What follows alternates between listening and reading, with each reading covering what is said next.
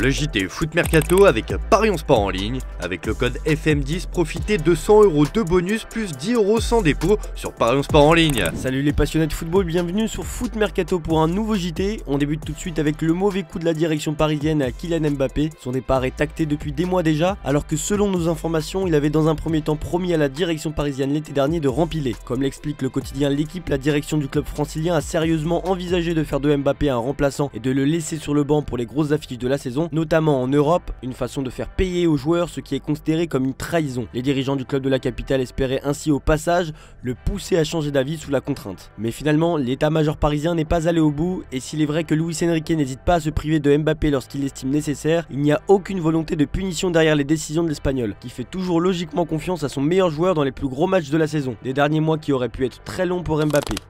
Mais fort heureusement, l'attaquant parisien devrait tenir sa place ce soir. Le Paris Saint-Germain devrait avoir la même équipe que celle alignée face au FC Barcelone lors du match retour des quarts de finale de la Ligue des Champions. On retrouverait le trio d'attaque avec Dembélé à droite contre son ancien club et Bradley Barcola à gauche. La seule incertitude se situe sur le flanc gauche de la défense. Nuno Mendes n'est pas certain de tenir sa place pour le moment. Côté allemand, le Borussia Dortmund d'Edin Terzic devrait aligner un 4-2-3-1 avec Füllkrug en pointe, accompagné des deux flèches Sancho et Adeyemi. Comme évoqué à plusieurs reprises, Sébastien Haller ne pourra pas débuter, mais il est bien dans le groupe et pourra donc entrer en jeu au cours de la partie.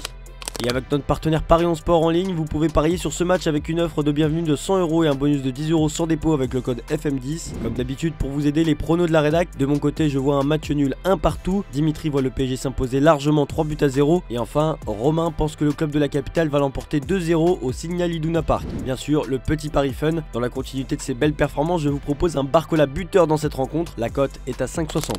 Au sifflet du choc entre le Bayern Munich et le Real Madrid ce mardi en demi-finale allée de la Ligue des Champions, Clément Turpin s'est attiré les louanges de très nombreux observateurs du football européen. A chaque fois, Clément Turpin a fait preuve d'une grande justesse dans son jugement, la rapidité dans sa prise de décision au moment de siffler les deux pénaltys est également à souligner. Turpin était parfait tout au long du match, insiste Marca sur son site internet. Turpin a bien géré le match et a laissé jouer sur plusieurs actions où il aurait pu siffler une faute, ajoute le quotidien espagnol. La réaction la plus enflammée est incontestablement à mettre au crédit de Pavel Fernandez, consultant la télévision et radio espagnole. Clément Turpin, c'est autre chose, c'est 10 niveaux au-dessus des autres. Pas la Tour Eiffel, pas la cathédrale Notre-Dame, pas l'Arc de Triomphe, pas le château de Versailles, l'arbitre international est ce que la France a de mieux à offrir.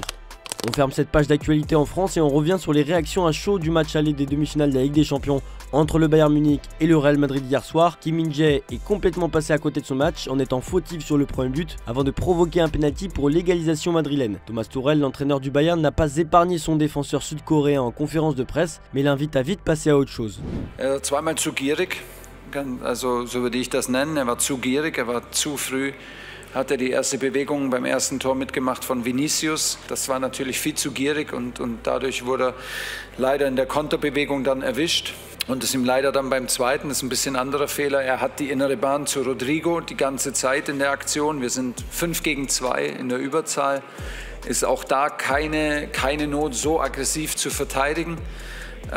Und er ist auch da zu gierig, er ist dann im Grunde er will zu viel, er ist da zu gierig in diesen Aktionen gewesen und wurde leider von der Qualität bestraft. Und ja, okay, da muss er jetzt durch, das passiert und weiter geht's.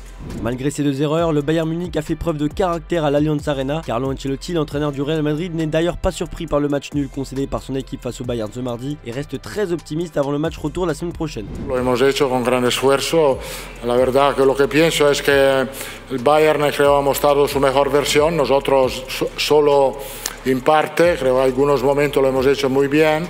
Casualidad, el mejor momento del partido ha sido cuando hemos encajado los 2 goles, porque teníamos buen manejo del balón, pero nos han buscado sin equilibrio y nos han marcado 2. Nada especial, creo que es un buen resultado que nos da confianza para la vuelta. Todavía la eliminatoria está totalmente abierta porque el Bayern ha mostrado jugadores con grandes calidades. Auteur d'une bonne saison sous les couleurs de Getafe en prêt, Mason Greenwood a regagné du crédit auprès des clubs européens. Cette saison, il a inscrit 8 buts et délivré 6 passes décisives en 28 matchs de Liga. Un départ définitif est à l'étude et la Juventus Turin semble intéressée pour le récupérer. D'après les informations de la Gazzetta dello Sport, le directeur sportif de la Juve, Cristiano Giuntoli, apprécie son profil de joueur habile techniquement et capable de jouer en deuxième attaquant. Ces situations contractuelles et personnelles font que la vieille dame ne devrait pas casser sa tirelire pour s'offrir ce service, un aspect important pour les Bianconeri.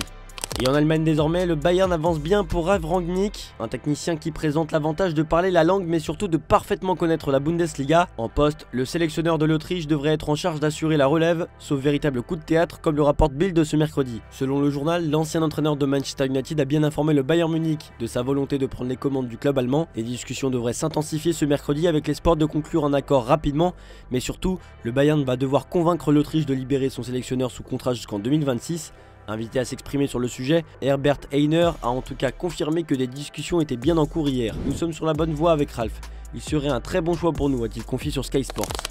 Le Bayern continue donc de s'activer pour trouver son nouvel entraîneur et un joueur fera partie à coup sûr de ce nouveau projet. En effet, depuis plusieurs mois, l'idée d'une prolongation de Leroy Sané est sur la table des dirigeants du Bayern Munich et ces dernières heures, cette idée a pris de l'ampleur en Bavière. D'après les informations de Sky Sport, une réunion secrète a eu lieu la semaine dernière à Munich entre le joueur de 28 ans et le directeur sportif Max Eberl. Durant cette entrevue, Eberl a fait comprendre à Sané qu'il était un joueur important du vestiaire et qu'il voulait étendre son contrat prenant fin en 2025 actuellement. Cette saison, Sané a inscrit 9 buts et délivré 13 passes décisives en 39 matchs, toutes compétitions confondues.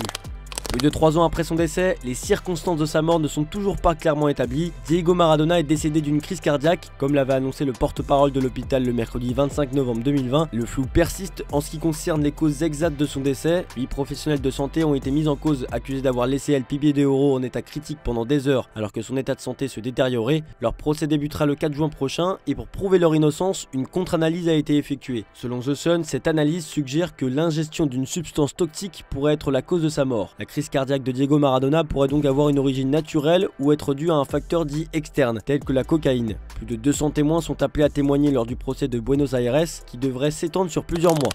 En Angleterre, la fin de saison d'Arsenal va désormais s'articuler autour de la Premier League. Premier avec un match de plus que Manchester City et une unité d'avance, les Gunners devront donc compter sur un faux pas des Sky Blues pour espérer remporter leur premier titre depuis 2004 dans l'élite anglaise. En attendant, Arsenal s'active en coulisses puisqu'à en croire The Athletic, Jorginho devrait voir ses dirigeants lui faire une offre de prolongation dans les prochains jours. La tendance serait à une prolongation pour l'ancien de Chelsea qui a été utilisé à 35 reprises cette saison par Mikel Arteta. Pour rappel, son bail expire cet été. Et l'officiel du jour, Nolan Roux annonce sa retraite. Après une riche carrière passée en France, Nolan Roux a décidé de ranger ses crampons. À l'âge de 36 ans, le joueur était en fin de contrat depuis l'été dernier. Dans les années 2010, le natif de Compiègne a laissé son empreinte sur la Ligue 1. Avec 295 matchs disputés dans le championnat de France, il a au total inscrit 73 buts et réalisé 27 passes décisives. Une carrière fructueuse pour laquelle il a souhaité remercier ses fans. Merci le football, j'ai donné, j'ai vibré, je t'ai apprécié et détesté. Tu as fait partie de ma vie, je te salue et te remercie. A-t-il voulu communiquer à ses fans? C'est la fin de ce JT Foot Mercato et comme d'habitude on se quitte avec l'image du jour. Un supporter du Borussia Dortmund a campé devant le Signal Iduna Park la nuit dernière, mais en réalité il s'agit de Mohamed Eni, supporter de tous les clubs qui jouent contre le PSG. Merci de nous avoir suivis, bonne soirée à tous, on se retrouve demain pour de nouvelles vidéos sur Foot Mercato.